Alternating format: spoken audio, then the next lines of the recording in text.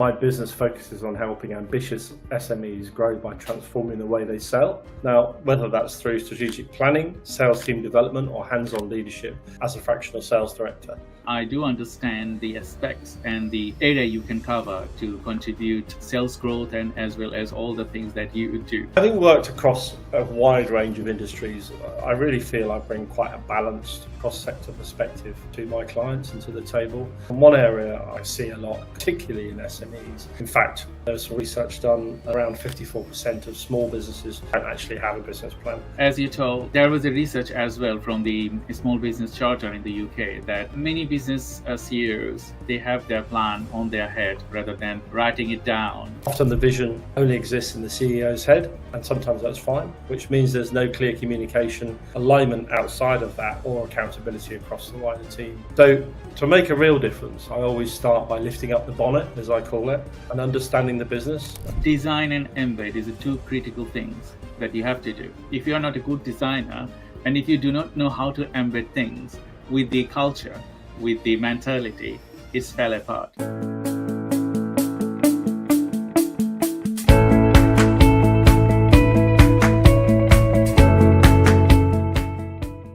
Hello everyone, welcome to the Innovative Circle podcast. I'm your host, Dr. 𝐜𝐨𝐧𝐬𝐮𝐦𝐞𝐫, CEO of Time Research and Innovation, 𝐜𝐨𝐧𝐬𝐮 Marketing Agency and Chatbot AI. As you know, ICPcast is an initiative to bring innovative ideas, transformative strategies, and forward-thinking insight from various industries, whether it is in technology, artificial intelligence, marketing, finance, lead generation, business advisory and development, tax, accounting, or sustainability. We bring you insights from some of the brightest minds, C-level executives, and insight industry leaders who are shaping the future. In today's episode, we are thrilled to welcome Chris Silverwood, founder Coastal Tide. Those you have seen Chris with me previously in many of my webinars. Today is a special episode to bring him to talk about sales transformation for businesses. So he helps ambitious businesses unlock their full sales potentials. Over 25 years of hands-on experiences, he knows what it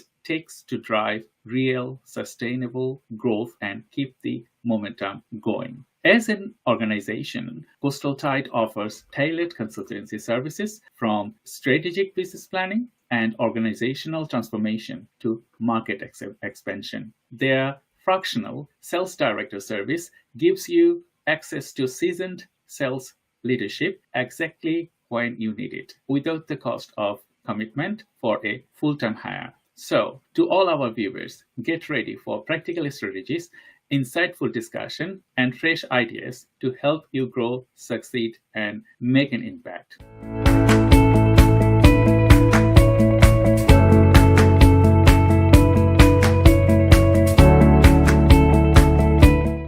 Hello, Chris. Good afternoon. How are you? Very well, Dr. Shah. Thank you so much for inviting me to your Innovative Circle podcast. I really appreciate that. Thank you very much. As you know, that Innovative Circle podcast, we discuss with specifically our audience and as well as to the business leaders to talk to a set of questionnaire that will help our viewers to understand how you are growing your business and how you are solving the problems. So I appreciate your time today. So I wanted to start with the first questions. Could you please give a brief overview of your business and share what inspired you to enter to this field? It's really quite simple. I mean, my business focuses on helping ambitious SMEs grow by transforming the way they sell. Now, whether that's through strategic planning, sales team development, or hands-on leadership as a fractional sales director. What really inspired me was seeing so many great businesses with real potential struggle to scale, not because of their products or people, but because they really lack structure, any defined focus, or the right sales leadership. And after working in a number of blue chip companies over the years and several high growth SMEs, I saw the opportunity to bridge that gap, bringing big business thinking into smaller organizations in a very practical, personal and results driven way. So quite entrepreneurial. That's great because we've been helping each other nearly 2 years now. And I do understand the aspects and the area you can cover to contribute sales growth and as well as all the things that you do. Thank you very much to be a friend and as well as well-wisher. My next question to you, could you discuss the key issues in your industry and explain how your efforts are making a difference for your clients and the collaborators? Well, look, having worked across a wide range of industries, I really feel I bring quite a balanced cross-sector perspective to my clients and to the table. And one area I see, particularly in SMEs, is a lack of a clearly defined business plan. In fact, there's some recent research done, around 54% of small businesses don't actually have a business plan. Often the vision only exists in the CEO's head, and sometimes that's fine, which means there's no clear communication, alignment outside of that, or accountability across the wider team. So to make a real difference, I always start by lifting up the bonnet, as I call it, and understanding the business and what's going on. And I really start that process, initiate that process by speaking to everybody in the business. And that means from the warehouse floor to the senior leadership team. And that gives me a true sense of how the business operates and what's really going on. That way, any recommendations I make are grounded in reality and tailored to drive real sustainable progress, momentum, which is critical as a business is scaling. And in this space, as you told earlier, that there was a research as well from the Small Business Charter in the UK that many business CEOs, they have their plan on their head rather than writing it down on a piece of paper. My connective question to you, when you help businesses to steer their growth to the next levels, is it necessary to have, the knowledge on piece of paper? Absolutely. Absolutely it is, because, without a vision or a long-term plan, you're basically shooting into space. The critical thing is that any business, as they're looking to scale, you need to start thinking. And where the difficulty comes in is that in small businesses particularly, they don't have the time. They don't have the time to sit down and sketch out a 3 to 5 year plan, or even a 12 to 18 month plan. So it's always driven by operational challenges, problems coming all the time. Small businesses are wearing multiple hats. I'm currently working with a client where they're doing operations, they're doing finance, they're doing logistics, they're doing some marketing, so they really don't have the time. And to answer your question, it is really important, because what you do then, and even if it's a 2-year plan, what you can do from the 2-year plan is then, or a balcony view, if you like, for where the business wants to be in 2 years. You can then drill that down into what do you need to be doing in the next 12 months to enable you to be moving towards your 2-year plan. And then from the 12 months, what do you need to be doing in the next 6 months, next 90 days, next 30 days. So everything you do and everything you touch contributes to where you want to be in 2 years. So it's a really critical part, because then from that you can drill it down into departmental accountability and responsibilities. And quite often that's missing. There's no real alignment. So to answer your question, it doesn't matter how big the business is, it's important to have an idea of what you want to do and where you want to go. Thank you very much. That was a brief answer. My next connecting question to you: who are the clients you aim to help, and what key benefits do you deliver to them? Well, I work with a range of clients. And the reason I say that is every single business I've worked in big corporate, I've worked in apparel, I've worked in chemical manufacturing, I've worked in the PPE industry, I've worked in electrical manufacturing and consumer healthcare. Most of the time, the challenges are exactly the same. They all face similar challenges. And as I said earlier, and I will repeat it because it is important, many SMEs are just caught up in the day-to-day stuff and they struggle to take a strategic view. So I really help them build a clear roadmap. And that's back down to what we were just discussing, i.e. 3 to 5 year vision broken down into 12 months, 90 days and monthly action plans. So everything they do connects back to the bigger picture. It's about creating clarity and direction in the chaos, which it can be quite often. And as we know, as an SME leaders as well, working with you and working with many other businesses, we can see there is a habit for not recognizing real value that people can bring to the team. So sometimes some SME leaders, they are very much headstrong, like, okay, I think that this is the right plan. I think that this is that. So in that scenario, how they have to characterize to grow their business to the next levels? Because, when you wanted to engage someone, a person like you, I have to have the mentality to understand you and to follow you. And without that, can real change happen? Yeah, I mean, it's really important whenever I approach a client that I want to embed myself into that business and for them to feel that I really understand it. Gone are the days, I'm sure it still happens, where you get a consultant coming in, they do a 50-page instruction manual basically on what you should be doing with your business, and then wave goodbye and never follow up or work to help develop that. So it's about building trust, and becoming a trusted partner, and that's quite hard, and that can take a bit of time. And trust really comes from delivering and showing that you can deliver, whether that is commercially, and I mean immediately. So whenever I go into a client, I always help to ensure that I can start to get traction moving pretty much from day one. So and then from that, it's showing that you can be part of that planning process, and you're continually adding value to that. That's, again, it's about creating clarity in all the chaos which sometimes happens. I really appreciate your answer, because why did I ask you this question? Because sometimes some people, they think, okay, we need a quick fix, until you understand them properly, and as well as until you become a friend of that business or CEO or anyone, real change will not happen. And the way you answer these questions, I think our viewers, you will understand that whenever you wanted to work with someone, the real change can only happen if both of the person are on the same page. Otherwise, yeah, that's so true. And they've got to want change to happen. It's very different mindset. The best relationships I've had with clients that I've worked with are the ones where they say to me, Chris, I want you to be controversial with me. I want you to tell me where I'm going wrong. I want to hear, I don't want you to be a yes man. I want you to tell me that this isn't right or that isn't right. The ones that are willing to be open and vulnerable are more often than not the clients that are going to succeed in the end.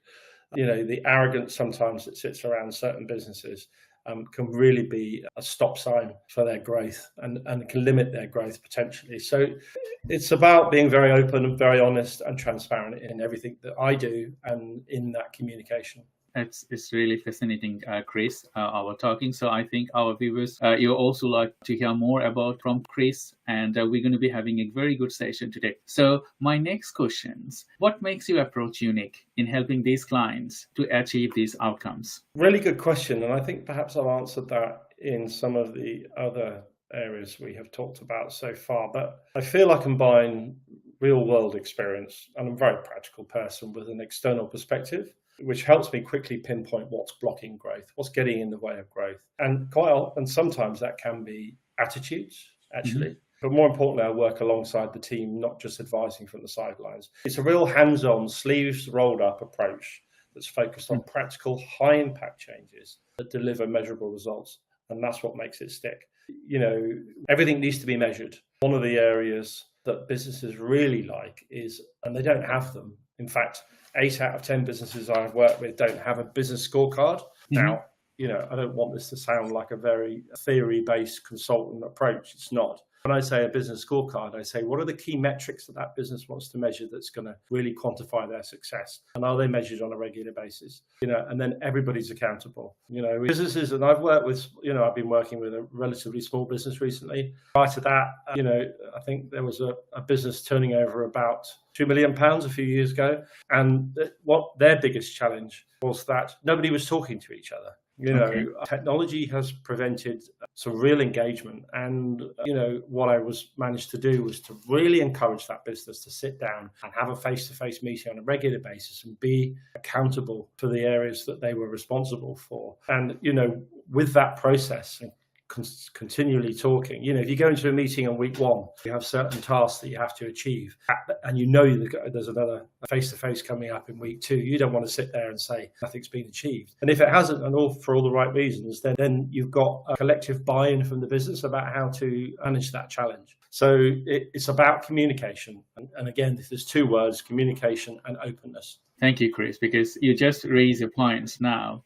Technology, it has a good effects and a diverse effects, because I know, working with different team in remote work and all other things, it's really sometimes can be very irritating, because sometimes, if you do face-to-face work, you can see other people if they are liking or disliking your work, or that their body movements and all those things also play a vital role for a communication. But when you do online, we are just like robots. We just listen, or sometimes we don't turn on our camera. So when you don't turn on your camera, when you are remote working, they don't know. Let me give you a good example of that, which you might laugh at. So I was working with a business recently, and I suggested, and people were sending emails that sat opposite each other, to each other, instead of getting up and having a conversation. It might sound quite old school, but it was a really simple thing that I said, let's have a non-email day.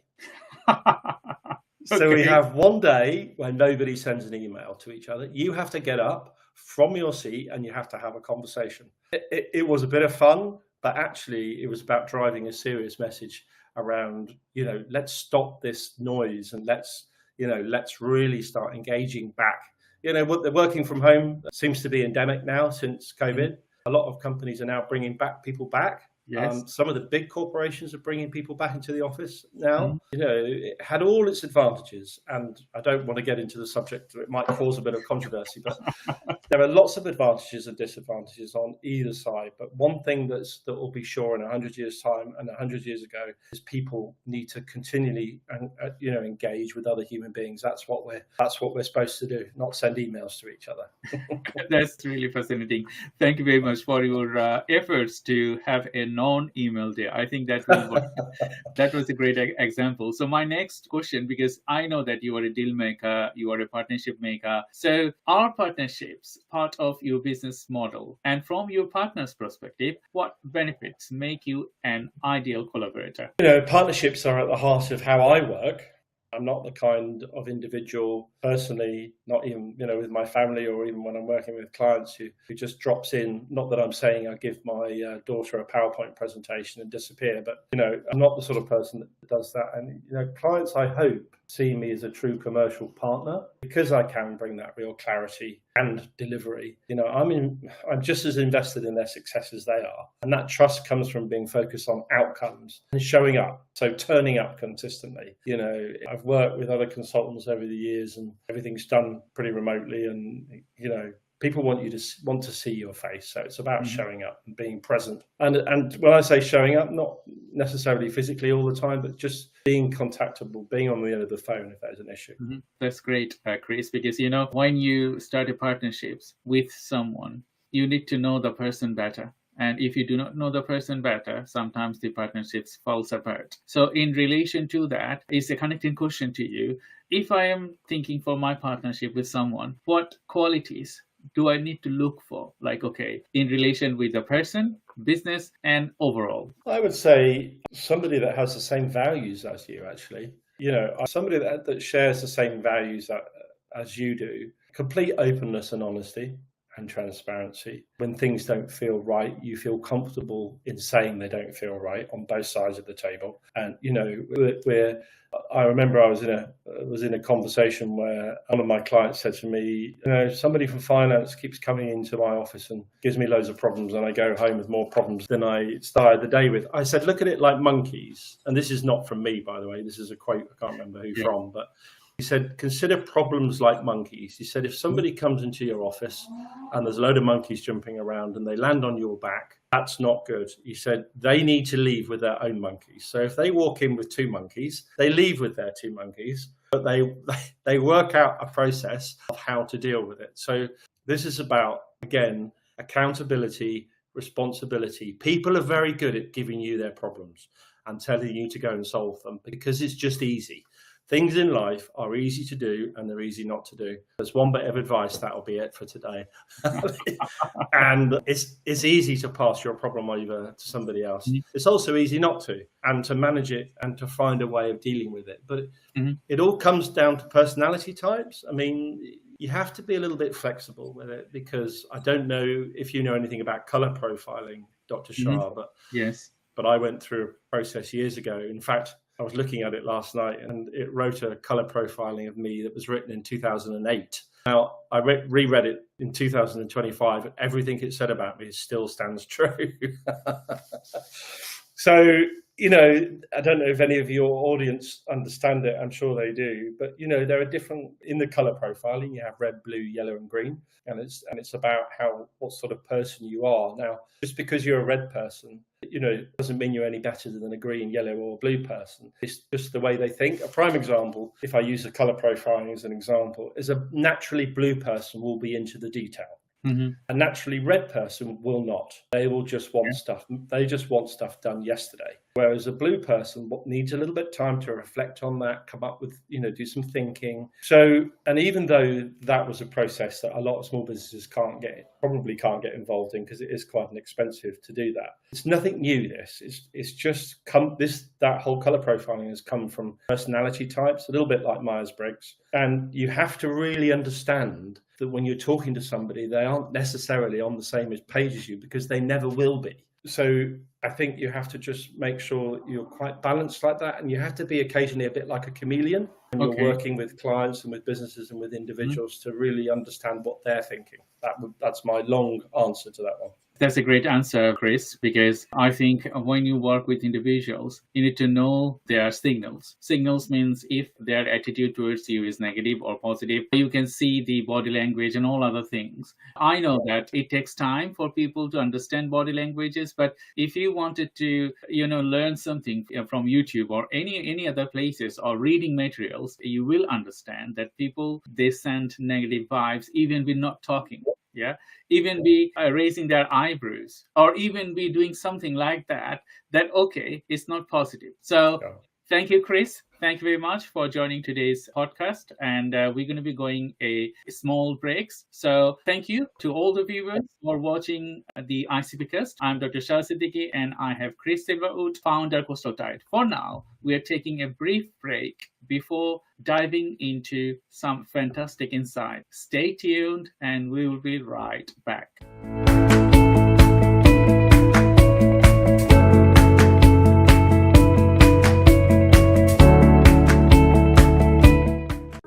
Great conversations start with thought-provoking ideas, and visionary leaders turn them into reality. Meet Dr. Shah Siddiqui, an entrepreneur, AI strategist, and business growth partner dedicated to helping professionals and companies push boundaries, innovate, and thrive to drive transformation. Did you know that 92% of executives consider digital transformation and AI adaptation are essential for staying competitive in today's market? Furthermore, companies that use data-driven insights for decision-making also see a 23% boost in profitability compared to those that don't. Through ICPcast, we bring together the brightest minds in AI, business, finance, marketing, and other tentative fields to deliver strategies that drive measurable success.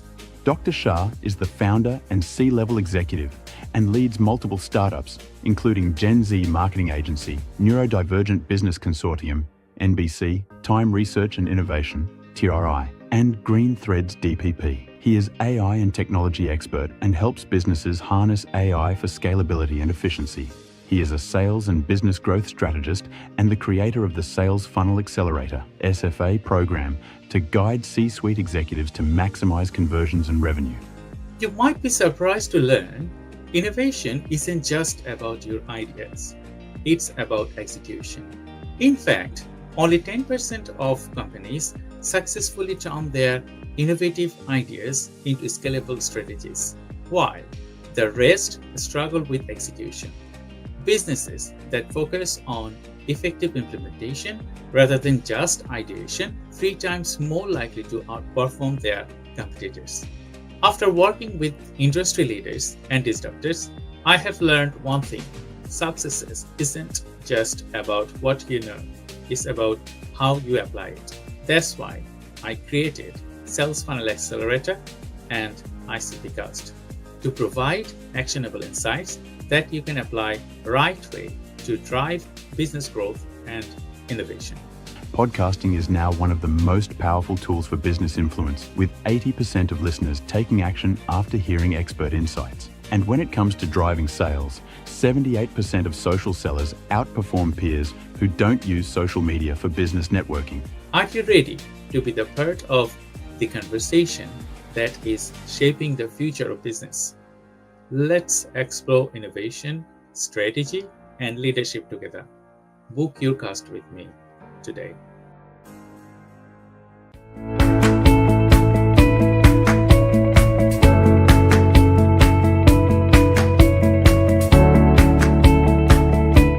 Hello, welcome back to ICPcast. I'm Dr. Shah Siddiqui, and I have Chris Silverwood, founder Coastal Tide. We have got some exciting insight coming up. So stay with us as we dive deeper into the world of finance, technology, and innovation. Today, we are specifically talking about sales transformation for your business. So Chris, thank you very much for joining today's live webinar. And as a question to the next segment, I wanted to ask you, can you discuss a measure of struggles you have overcome and the lessons you have applied to your professional approach. Wow, one major struggle. I could name several, or obstacle, one major obstacle that I faced during my time at a leading consumer healthcare business where I was sales and marketing director. I was responsible for leading sales performance across a very large portfolio, facing growing competition and a lot of internal complexity. The business was going through restructuring, which created uncertainty among the sales team and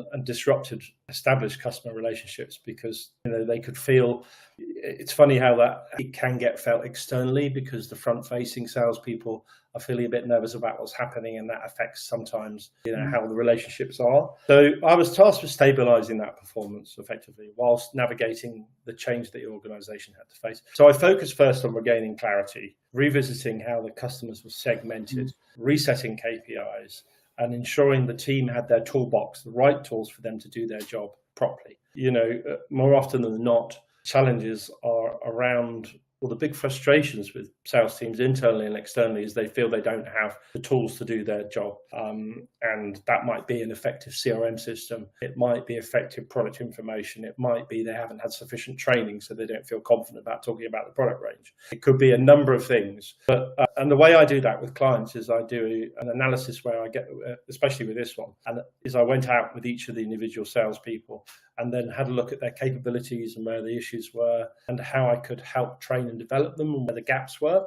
I also worked closely with cross-functional teams in marketing, supply chain and medical to ensure they were all aligned, and that helped us restore consistency in messaging and ultimately in customer service. So through that, I managed to reverse declining sales trends and restore the momentum. And I say momentum, that is my favorite word, across businesses. Every business wants to get momentum, and it's how you keep chipping away and doing something and achieving something. Those achievements in small businesses don't need to be massive milestones, but they have to, as I was saying earlier in the first part of this podcast, they have to all be aligned with where that business wants to be in 2 years' time, even what they're doing today. So, that's important. So with this company that I was in at the moment, I built some trust, and that really laid the groundwork for improvement. So the key lesson was, in terms of disruption, I suppose, strong leadership means cutting through all that complexity, really giving clarity and supporting people, holding people up through that change and making them feel valued.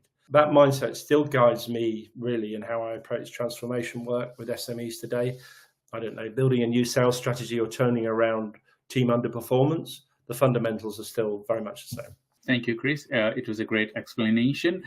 My connecting question, how do you measure the success of your work, both for your business and for your clients you serve? For me, success is always measured in two ways: commercial impact and capability uplift. But the other thing that I was told once that's never left me is you're either making money as a business or you're saving money. So, your role as an external consultant to a client is to help them make more money or to help them save money. And that's it.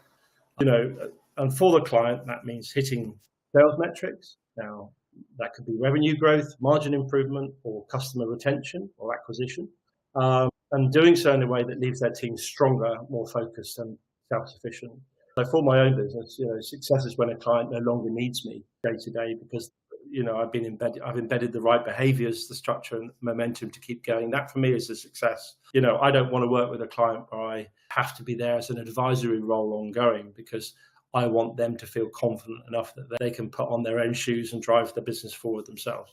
Mm-hmm. That's great, Chris. So my next question, can you share a story of a particularly rewarding project or client success that highlights your impact? So one particularly rewarding project was with a mid-sized healthcare business where sales had flatlined despite a strong product range, no clear commercial rhythm or drumbeat, just a lot of activity with no direction. So again, what we were saying earlier, it's a bit like your first go at clay pigeon shooting when you don't hit any of the clays but you just keep shooting anyway because you think you might. So I worked with the leadership team to define the sales strategy, introduce a structured pipeline process, and then coach the team on value-based selling, really understanding what you're doing and understanding the pain points of customers. And within 6.5 months, they saw a 23% uplift in conversion rates and re-engaged 2 major accounts that they had thought they had lost and for all intents and purposes, had written off. But the real win was cultural. The team shifted from chasing deals to confidently managing growth. So rather than being reactive, being very proactive. And that's what transformation is. And it is what makes my work so fulfilling with clients. That was a great example. I think your clients and your approach make them extraordinary and achieving these successes. So my next kind of question to you, what skills or traits do you think have been most important to your success as an innovator? So skills and qualities have been the most critical. I would say clarity and momentum. You know, I feel I've developed a real knack for spotting what's holding a business back and then cutting through the BS or the noise to align the people and the priorities. That's what drives results. You know, I've worked across a lot of sectors, and while the products change, the patterns of underperformance, are often the same. You know, lack of focus, fragmented effort, and low confidence. You know, always looking for those things because they're all very critical in the areas that cause issues. So I really help create strategic teams, and they believe in me. You know, it's not about designing change, it's about embedding it. That's a great point of view because, you know, design and embed is the two critical things that you have to do. If you are not a good designer and if you do not know how to embed things with the culture, with the mentality, it's fell apart. So in relation to design and embed culture to specifically sales growth, how do you define them, or how do you change them? Because there are going to be some constraints. Some people, they don't want to change. Some people, they don't want to learn. So in that scenario, what tactics do you use? It's not a magic wand. It's about seeing and making people understand what's in it for them. That's it. You know, it's not a book of tactics or theories. It's literally, you know, change is all about adapting to change. We can talk about change on another podcast. There's a huge amount. Change management is a whole business in itself, particularly when you get into large corporates where they're having to put, you know, change in place across people, structures, etc., you know, warehousing. So it's a big thing. Now, you know, there's a theory around adopting and adapting to change. How is that most effective? You know, the old school of thought was get on board or leave the ship. You know, I think really it's about, now sometimes that has to happen. You know, if there's a radical change in a business that's required, then obviously, and people are your biggest cost, then obviously, you know, that's when restructuring can really result in, you know, unfortunately for all the wrong and right reasons, for people not to be in a business anymore. But generally, when you're working with SMEs, designing change, it's getting people on board and really explaining why you're doing it. More often than not, the frustration with people comes from the fact that they don't understand why things are happening, or they haven't been told, or it just comes from the top down.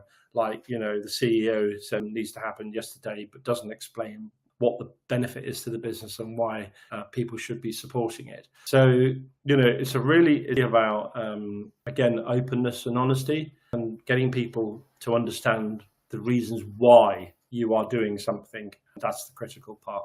That's a great explanation, Chris. And viewers, I think you're enjoying our podcast. We have a few more questions to ask, and then we will have a fun part asking Chris about some personal questions. So my next and last questions, what advice would you give to aspiring entrepreneur looking to make a mark in your field? Back yourself. Make sure that you've got the experience that you can add that value. And earn the confidence by getting close to the commercial reality. Too many aspiring entrepreneurs focus on the big visions without deeply understanding how value is created and then converting that value into sales or revenue. So, you know, some areas that I would say to answer that question in terms of maybe critical success factors or a bit of advice is, you know, spend time with customers. CEOs, I worked with a company that was a £30 million business. The CEO never once met any of his customers, spent all his time in the office.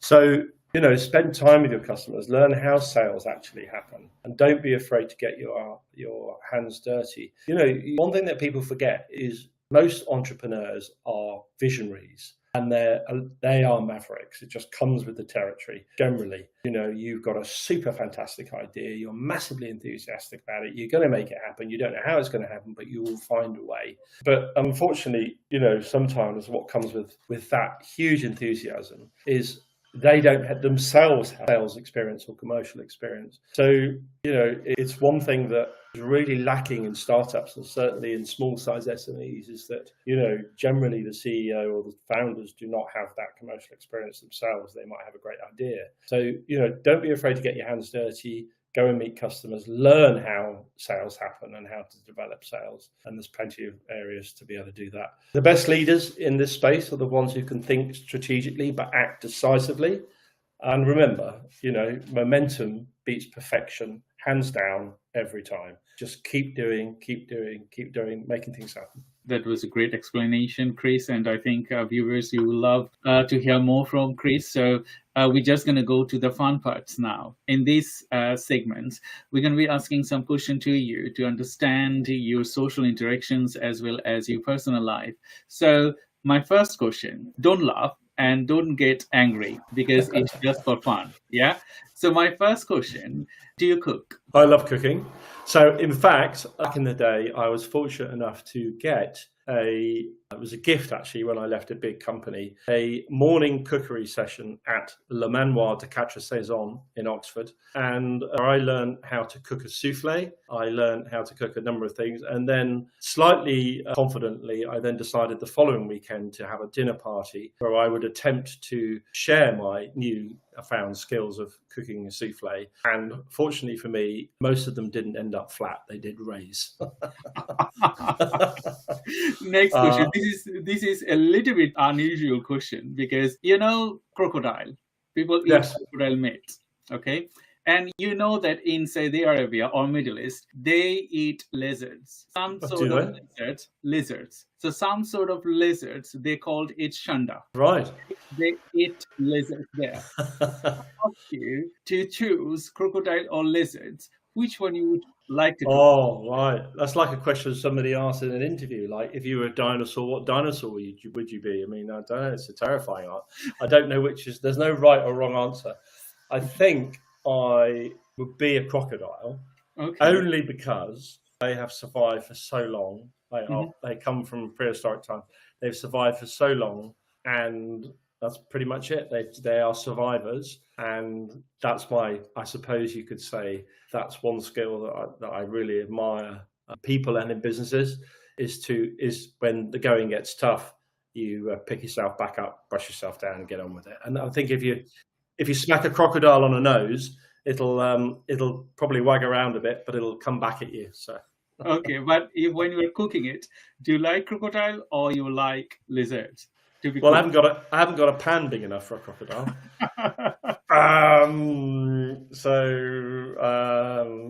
I don't know, and I'd imagine that to actually catch a crocodile in the first place would be a bit of a challenge.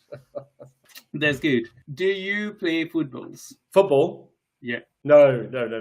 I used to be a rower, so I used to row on the Thames in Oxford years ago. I'm not a golfer because I don't want to chase a little ball around 18 different holes for most of the day. Sorry to any golfers, by the way. So yeah, I like I still do a bit of rowing, a bit of cycling, and recently kayaking. Living down in Dorset, it's so lovely to be able to do that. So yeah. Mm-hmm.